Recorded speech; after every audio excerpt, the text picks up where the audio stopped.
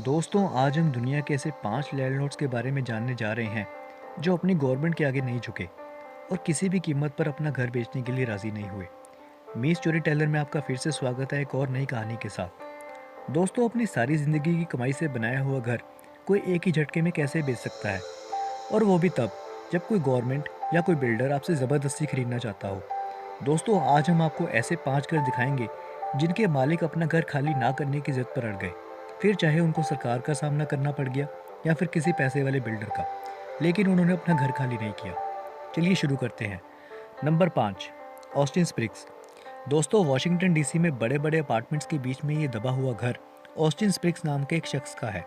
1980 में जब इस जगह पर बिल्डिंग्स बनने का काम शुरू हुआ, तब कई लैंडलॉर्ड्स ने बिल्डर्स को अपनी ये ज़मीन या घर बेच दिए, लेकिन ऑस्टिन ने अपना घर बेचने से साफ इनकार कर दिया। ऑस्टिन का कहना था कि बिल्डर्स उसकी जगह की सही कीमत नहीं दे रहे। दोस्तों, जब ऑस्टिन को उसकी मर्जी की कीमत ना मिली, तो उसने इस जगह पर पिज़्ज़ा शॉप खोलने का प्लान बनाया, लेकिन फिर ऑस्टिन बैंक का कर्जदार हो गया और उसको अपना ये घर आधी कीमत पर बेचना पड़ गया। दोस्तों, ऑस्टिन ने एक बिल्डर को ये घर $7,50,000 में बेच दिया, जबकि वो $15 लाख की मांग कर रहा था। नंबर 4, यांग। दोस्तों, इस जगह को पहली बार देखने से ऐसा लगता है कि यहाँ कोई भूचाल आया है, लेकिन इस 3 मंजिला इमारत के मालिक यांग ने इसको बेचने से साफ इनकार कर दिया। दोस्तों, चाइना की बढ़ती हुई आबादी को देखते हुए जिस जगह पर यह घर मौजूद है, वहाँ पे चाइनीज़ गवर्नमेंट को एक हाईटेक इंडस्ट्रियल पार्क बनाना था। यांग के आसपास के पड़ोसियों ने तो सरकार के आगे हार मान ली, लेकिन यांग ने चाइनीज़ सरकार पे केस कर दिया।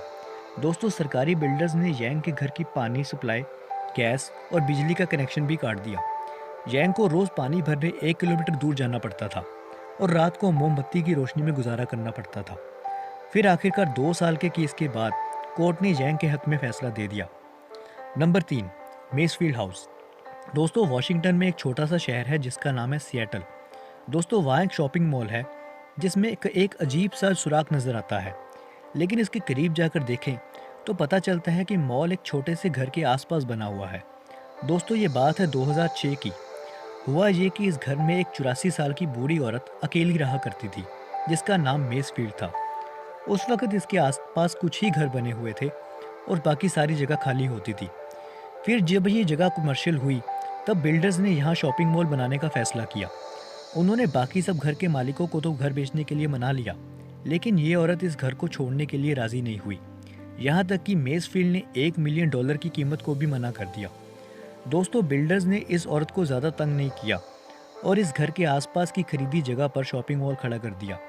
लेकिन 2 साल के बाद दोस्तों, मेसफील्ड की मौत हो गई। जब उसकी वसीयत खोली गई तो उसमें लिखा था कि मेरा ये घर बिल्डर को गिफ्ट कर दिया जाए। दोस्तों, बिल्डर ने उसके घर पे कब्जा नहीं किया और ना ही वहाँ कोई मॉल खड़ा किया, बल्कि आज भी वो जगह बिल्डर ने मेंटेन की हुई है। बल्कि ये घर इतना मशहूर हो चुका है, लोग इस घर के आसपास आकर सेल्फीज तक लेते हैं। नंबर 2, लुओ बागोचिन। दोस्तों, एक बिल्डिंग का टूटा हुआ हिस्सा नए रोड के बीच में खड़ा गरीब गाड़ियों का रास्ता रोक रहा है। दोस्तों, इस बिल्डिंग में कई फ्लैट्स हुआ करते थे, जिसमें एक फ्लैट्स में एक बुजुर्ग पत्नी पत्नी रहते थे। गवर्नमेंट को यहाँ पे एक रोड तैयार करनी थी, तो बाकी सब बिल्डिंग्स के लोग पैसे या कहीं और जगह मिलने पर ये बिल्डिंग छोड़ के चले गए।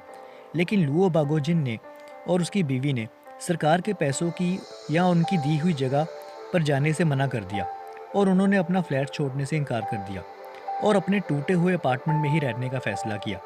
मजबूरन सरकार को वो फ्लैट्स और उसके आसपास के वो कमरे छोड़ने पड़े और उसके आसपास रोड बना दी गई।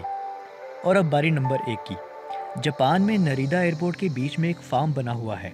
जब जापानीज गवर्नमेंट को इस जगह पर एयरपोर्ट बनाना था, तब वहाँ पर सभी फार्मर्स ने इस ज़मीन को सरकार को देने से साफ मना कर दिया। कई फार्मर्स आपस में मिल गए और कोर्ट में लंबे लंबे केस भी चले। आखिरकार फार्मर्स के हक में फैसला आया और सरकार को एयरपोर्ट का सिर्फ एक ही रनवे बनाने की इजाज़त मिली।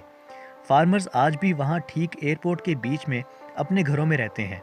उनके घर की खिड़की या फार्म में खड़ा होकर ऐसा लगता है जैसे वो रनवे पर खड़े हुए हैं। दोस्तों, ये वो मालिक हैं जिन्होंने हिम्मत दिखाई और सरकार के फैसले के खिलाफ खड़े हो गए। उम्मीद है दोस्तों, आज की ये वीडियो आप सबको पसंद आई होगी। वीडियो को ज़रूर लाइक करें और हमारा चैनल मी स्टोरी टेलर ज़रूर सब्सक्राइब करें। मिलते हैं जल्दी ही एक नए वीडियो के साथ। शुक्रिया।